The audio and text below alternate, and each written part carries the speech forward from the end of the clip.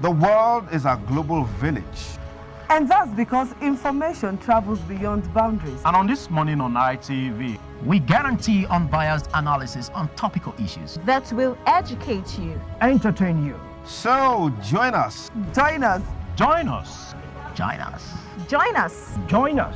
Every Sunday to Thursday, 7 a.m. to 10 a.m.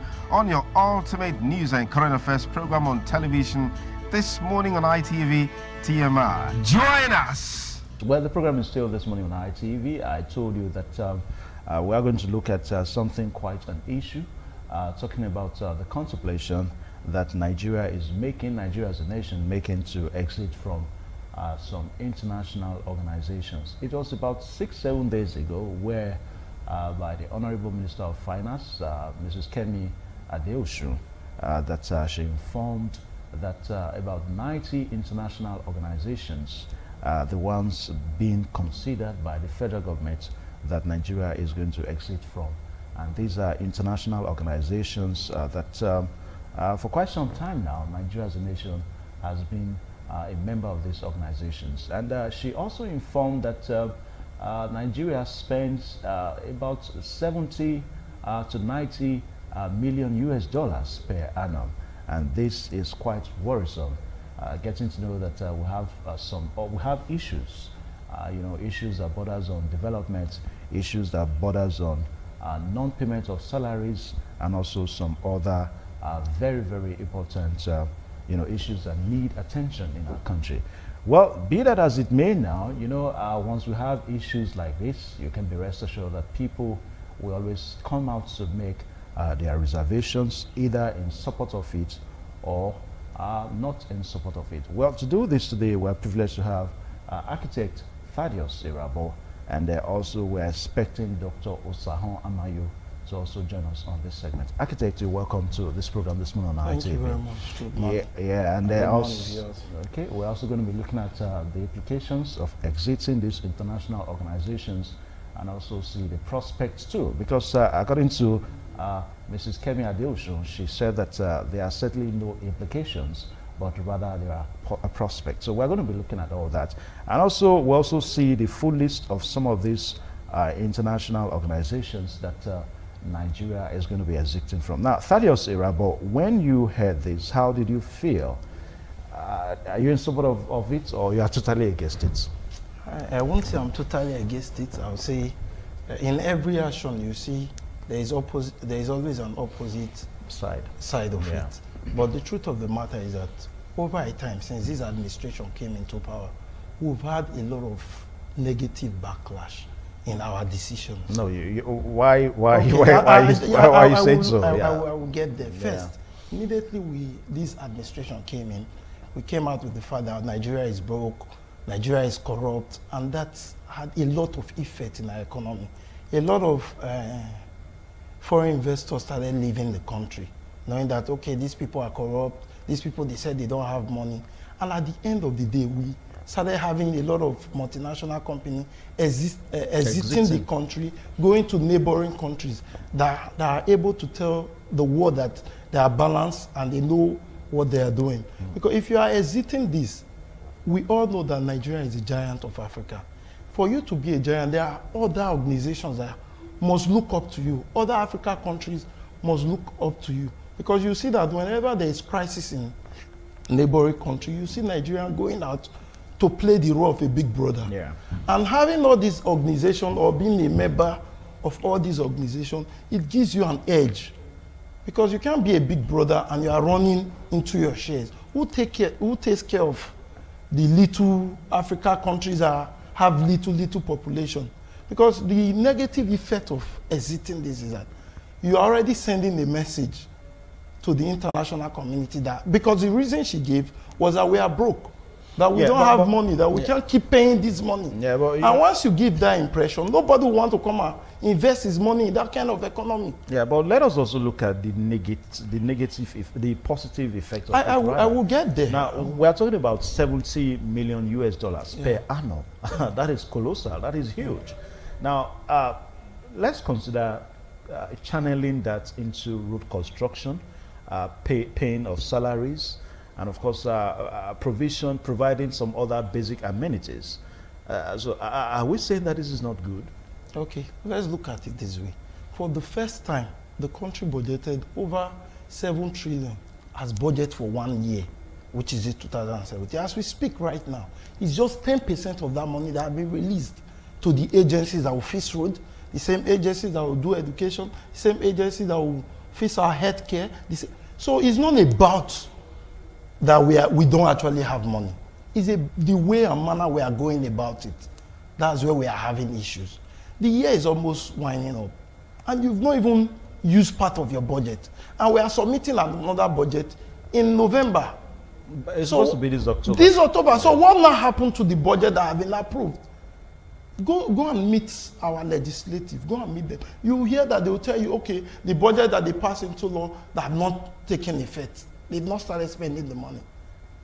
Exiting it doesn't. We already have money. It's just the brain that will put it to use. Now, let's cut short our corruption, because most of these countries that we visit, whenever there is a program in America, we already have an ambassador there that can just handle it for us. We'll pay a lot of people to move from Nigeria, pay allowances, pay flight ticket, and they will fly down, attend that same project, and come back to the country. Those are the things we should cut off, because that's the role of an ambassador. If I'm an ambassador to a country, that means I'm the president of my country in that country. Whatsoever that needs to be discussed there, I can handle it for the country, then send back a report to my own country that this is what happened, this is how we went about it, these were the programs they organized. With that, you start cutting costs instead of pulling out from organizations. Well, because until you change your mindset, because this life, there is law of attraction. If you keep saying we are broke, we don't have money, you won't have money anymore. There are times that America will be stranded, but you see them coming out with confidence to speak positive things. And those positive things bring back positive results. But if you keep saying negative things, you are scaring people away. Yeah, but I know that what you are saying now borders on international fame, because for some people that feel the same way you feel now, if smaller countries can be members of these organizations, how come Nigeria is not a member? Of Africa. And that's where the international fame comes in. Excuse me now. But don't you think that there are more important issues that are greater than this so-called this international fame? So which one would you prefer? Would you prefer the international fame at the expense of providing basic amenities, paying your salary as a worker, providing health care, good health care for Nigerian citizens, and doing some other important things too? So I won't prefer that to basic amenities, obviously. But we must be able to strike a balance. If you are pulling out from some organization, perfect. But it mustn't be the one that will dent our image as a country. There are some organizations that we don't actually need. I know Nigeria is registered to, I don't want to, a religious institution. When Nigerians, the whole Nigeria, we are not all Islam. Nigeria is also part of ICANN. But it's also part of CAN. Yes, but how much do we put into CAN? If we check that deficit that we have, you discover is a period that we have a Christian president, that those money were not paid because we are not part of them. And maybe the president saw it as there is no need. And that's where you get those backlog that they are trying to clear off now. No, but Adeosun has not said that they are backlog. Read the report perfectly. Okay, I'll go read through. Read the report well. Yeah, but what we are looking at is exiting, the prospects of exiting, and also the implications of exiting. That's what we are looking at now. Now, just like I said, that it borders on international fame, and for you will prefer. You prefer provision I said let's strike a balance. There are some that you can exit from that doesn't bother on the economy, that doesn't bother on your international relationship with other countries, that will make you an isolated country. You must not touch those aspects. If they are the ones that are very trivial, or there are some, if you go through them, you see duplication of purpose. Almost the same organization runs within maybe West Africa, and you have another one for the whole of Africa. The same ideology. So if there are those ones that you say, okay, these ones are excesses, we can cut those ones off. but the ones that will affect our economy, because obviously we are not producing anything. Even the little industries that you have here, they are exiting this place, existing this. So if you want to do other things that will also be detrimental to the citizens, that will be detrimental to the economy, I advise that we don't touch them. Okay, now let's see some of the media, some of the reports, internet reports, I would say, online reports of the groups, the organizations that we have. We have the Caribbean and Pacific Group of States, that's the ACP, and of course the African Development Bank, ADP, African Union, AU, Commonwealth of Nations, and then we have Economic Community, a community of West African states, that's ECOWAS. Food and Agriculture Organization, that's the FAO, Group of 15, Group of 19, Group of 24, and Group of 77. And the others are International Atomic Energy Agency, that is the IAEA, International Bank for Reconstruction and Development, and also International Chamber of Commerce. And also we have International Civil Aviation Organization. Now, there are about 90 of them. Mind you, before this time, we were a member of about 300 international organizations. But one thing that is probably coming up, on against the backdrop of this now, of this move that the federal government is taking, is the fact that this kind of decision is supposed to be taken by all. It's supposed to be all-encompassing. There ought to be a kind of a public hearing, for all Nigerians to participate. Would you agree? Do you agree to that? Obviously. You agree to it? Yeah. But don't you think that will take time? No, it won't. You shouldn't be in a hurry to exit. We must look at the pros and cons, as we said it. We must look at it, let the citizens also decide. Because if it's just few persons that are taking this decision, there could be personal interest there. What about if it takes another 3 years for us to get our decision?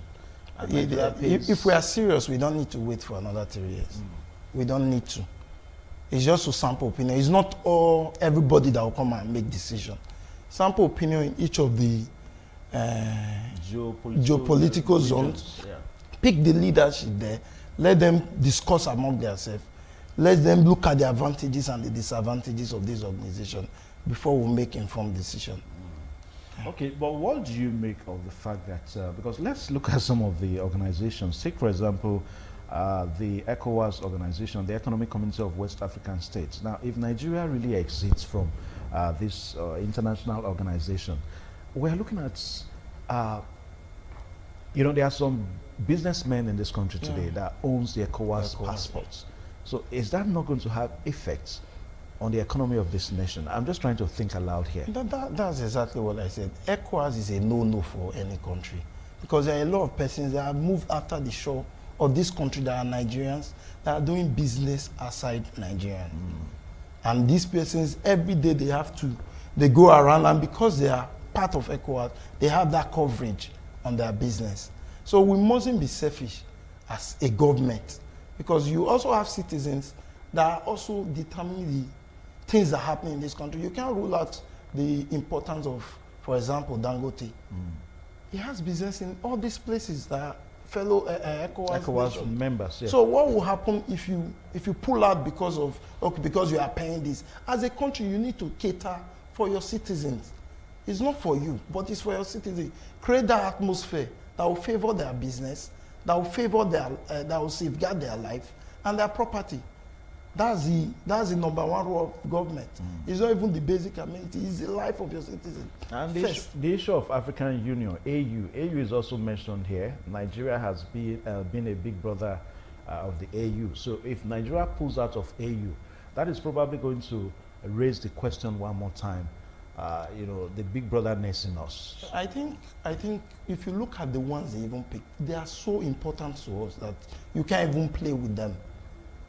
Because you can't play with them, because as we stand right now, if anything is happening in Africa, every person, if you travel across, if you leave these shores, if you see any person, you say he's a Nigerian, because Nigerians have been able to portray themselves as Africa. Before you say anything, you say, this guy is an African. Immediately, the next thing is a Nigerian. Because first, we are the most populated country in Africa. I think before now, we were perceived to be the giant of Africa. So if you keep exiting from this thing, that means you are going back to your shares and you are giving opportunity to other countries to take the shine from you. And I don't see it as an advantage to us as citizens and as a country. Okay. I don't think it will Well, go the well program, for us. yeah, the program is still much alive here this morning on ITV, on independent television. We're looking at Nigeria as a non-member of some international organizations, as reported only a week ago by the Honorable Minister of Finance, Mrs. Kemi Adeosun, who said that government is considering a total number of 90 international organizations that Nigeria as a nation is going to pull out from, simply because of the monetary implication of being a member of these organizations. That Nigeria is paying a total sum of about $90 million every year to service Nigeria's membership, these organizations. Now, Architect Thaddeus Irabo, let's look at something quite similar. You remember the Britain exiting from the European Union, and as we speak now, we understand that Britain is trying to spread hands of fellowship one more time to the EU, to the European Union. Now, what do you make of this one step forward, two steps backward? Like I said earlier, if you are leaving an organization, it has a lot of, because the world is becoming a global village. You can't live in isolation. You need all these associations, all these organizations to bring you into the picture. There are a lot of things that you need other countries to do for you. There are a lot of things that you need to get from them. We should think about how to make good use of this organization. It's not just registering with them. We have to be proactive. We have to put up a good argument, get the best out of it.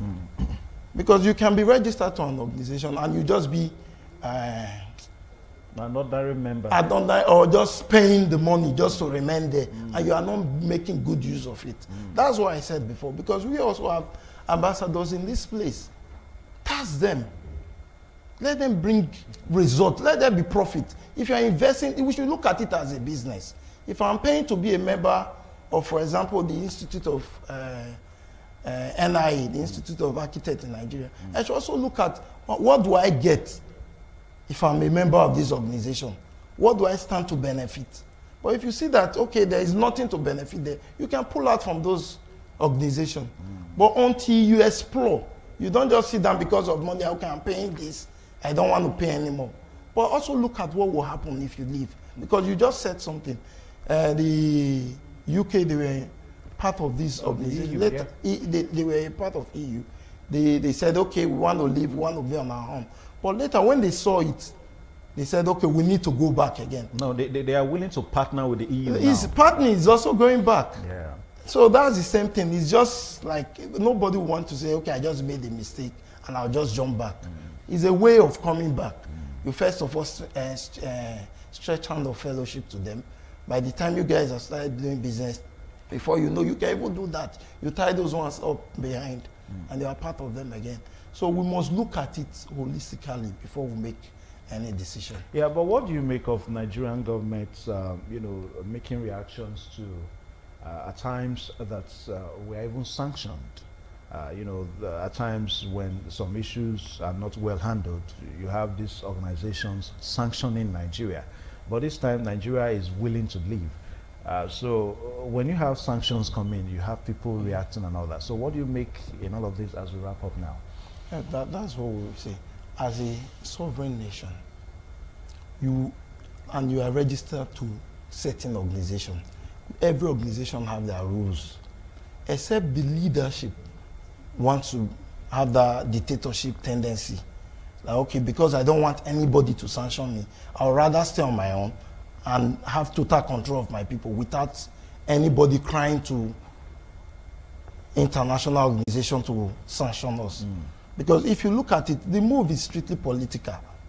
How do you mean? It is political. For example, if peradventure come 2019, we visited most of this group that have control over the election of any country. How do you mean that they have control? Yeah, don't you know? They don't. How do they have control? In any election, you have foreign observers because they are neighbor. You are part of the association. When you are organizing a national election, those people, they will send their observers. Those are the foreign observers, you see.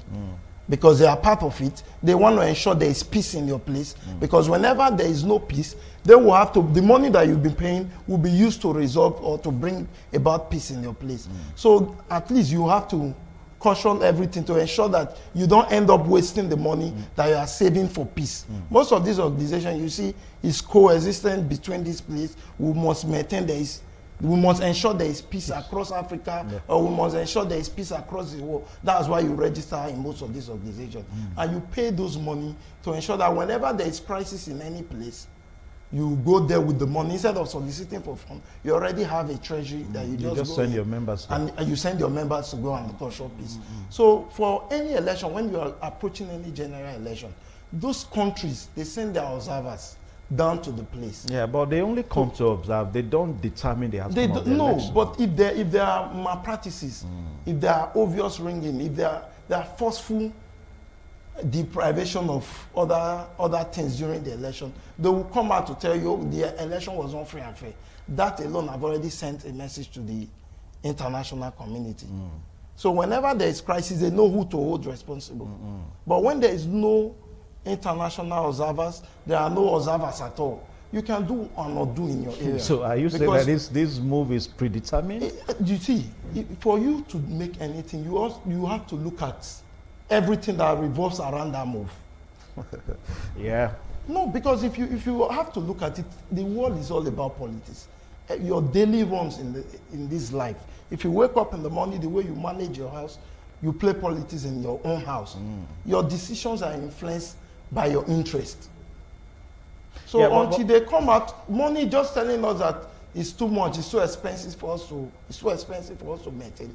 I don't think we'll take that. Let's see. But the 2019 election is going to be largely decided by the electorate. Yeah. And then see, in any election, the majority will always have their say. In terms of the way they vote. The way they vote. Yeah. But when the margin is small, the people in power can always determine what happened.